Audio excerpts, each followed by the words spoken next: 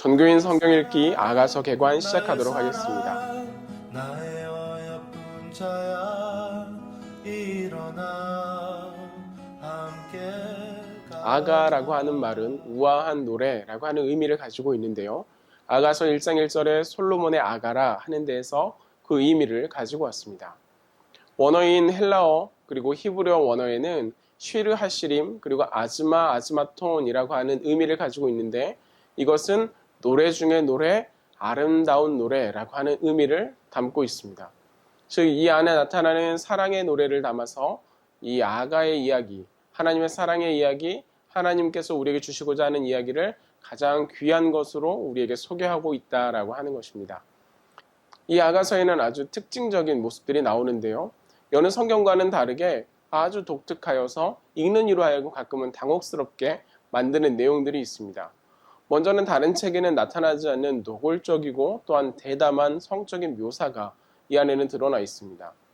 1장 1절이 솔로몬의 아가라 한 바로 그 다음 절 2절부터 나타나는 것이 내게 입맞추기를 원하니 라고 하는 직설적인 표현이나 또한 내 사랑이 포도주보다 나음이니라 라고 말하는 은유적인 표현들이 이 아가서 안에는 가득히 들어있다라고 하는 것입니다.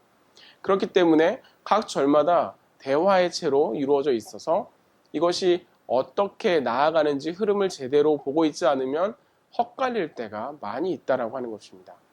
셋째는 내용이 대부분 시이고 또한 비유와 은유의 표현으로 나타나기 때문에 그 안에서 내용이 어떻게 전개되는지 정확한 내용이 무엇인지 파악하기가 어려운 경우도 있습니다. 넷째는 독자들에게 친숙하지 않은 이스라엘의 전통적인 모습들이 그 안에 담겨져 있습니다. 그래서 그 문화와 사회를 우리가 자세히 공부하지 않았기 때문에 이 내용이 무슨 뜻인지 왜 이렇게 말하는지에 대해서 의아하게 생각될 수가 있습니다.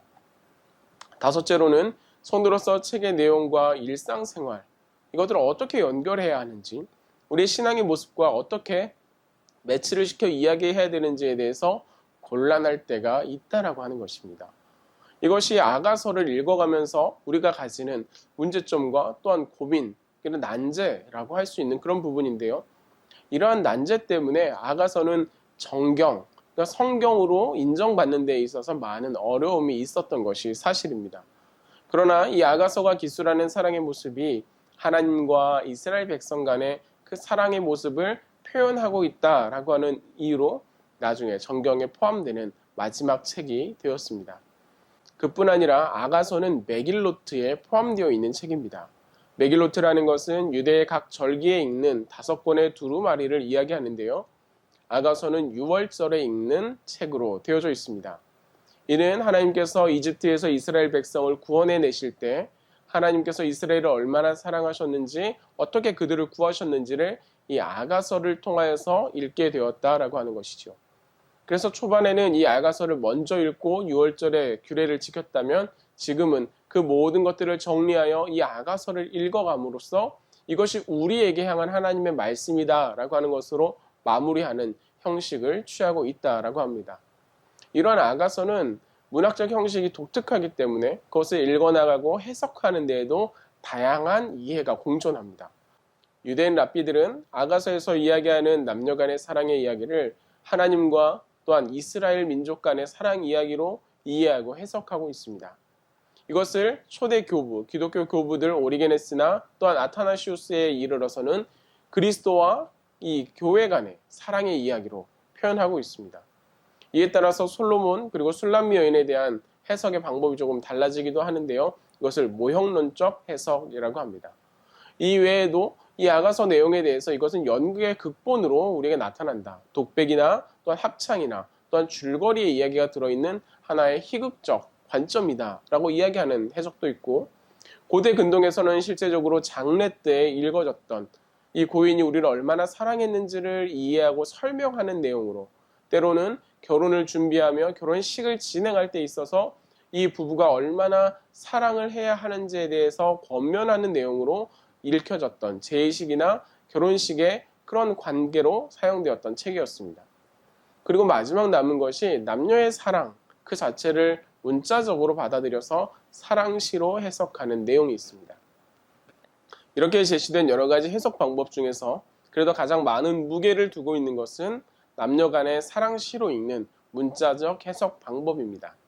실제적인 적용에 있어서도 문자적인 해석을 바탕으로 아가서가 묘사하는 결혼 안에서의 남녀 간의 서로를 향한 열정과 충성과 신의를 통해 이성과 나의 교제 그리고 결혼에 관한 지혜를 우리가 배울 수 있으며, 또한 신앙적인 적용에서도 하나님과의 이스라엘 백성과의 관계, 그리스도와 교회 간의 관계 안에서 우리가 어떻게 하나님을 사랑하고 우리가 어떻게 하나님의 사랑 가운데 나아가며 그 하나님께서, 그 예수 그리스도께서 우리를 어떻게 사랑하셨는지를 발견할 수 있는 책이 된다라고 하는 것입니다. 다만 이 아가서의 남녀 주인공의 대사나 행동 하나하나를 어떠한 의미를 두고 해석하는 것은 오류를 발생할 수 있는 위험성도 있습니다. 이러한 아가서를 읽어가면서 우리는 하나님께서 나를 얼마나 사랑하고 계시는지, 또한 나는 그 하나님께 어떻게 사랑을 표현하고 있는지, 사랑하며 살아가고 있는지를 돌아볼 수 있는 하나의 좋은 계기가 될 수 있습니다. 성경에 나타나는 이 모습들을 통하여서 우리 또한 신실하고 순전한 모습으로 하나님 앞에 나아가며 충성되고 진실한 모습으로 하나님과의 관계를 회복할 수 있으면 좋겠습니다.